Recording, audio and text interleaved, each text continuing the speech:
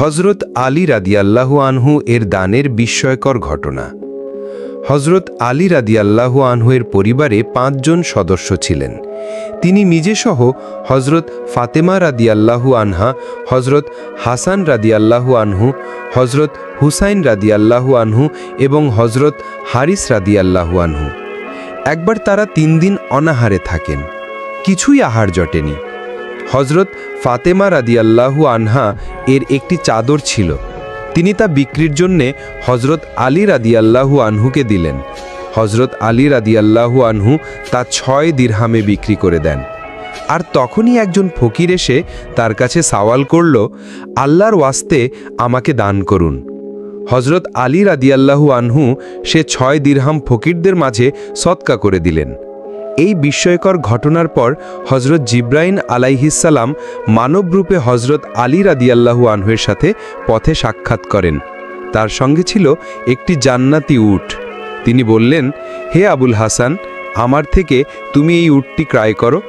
আলী রাদিয়াল্লাহু আনহু উটটি নিয়ে বললেন, আমার নিকট এটা ক্রয় করার মতো কোনো মূল্য নেই।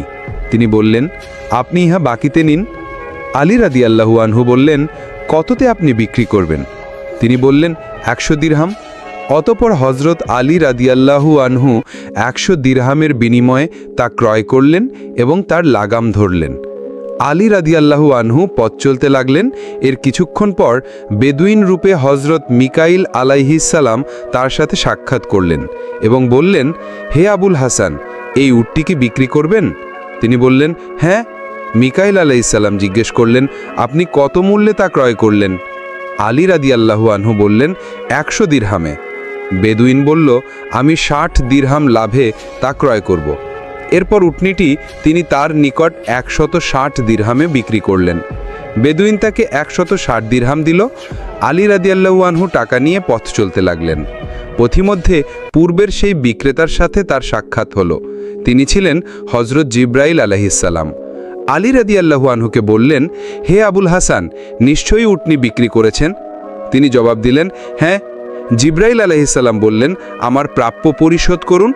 আলী রাদিয়াল্লাহু আনহু তাকে কথা মতো ১০০ দিরহাম দিয়ে দিলেন এবং তার সঙ্গে ছিল ৬০ দিরহাম। এ নিয়ে ফাতেমার গৃহে ফিরলেন এবং তার সম্মুখে দিরহামগুলো রেখে দিলেন। ফাতেমা রাদিয়াল্লাহু আনহা জিজ্ঞেস করলেন, এত দিরহাম কোথায় পেয়েছেন?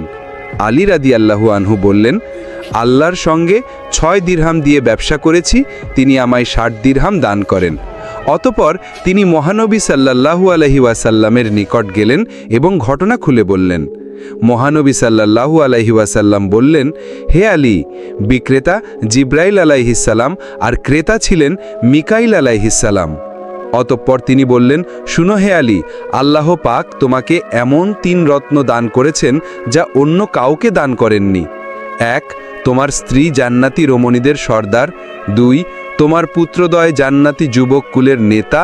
আর ৩, তোমার শ্বশুর নবীকুলের সর্দার।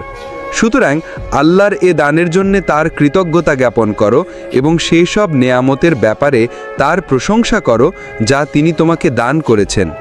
আল্লাহ সর্বজ্ঞ।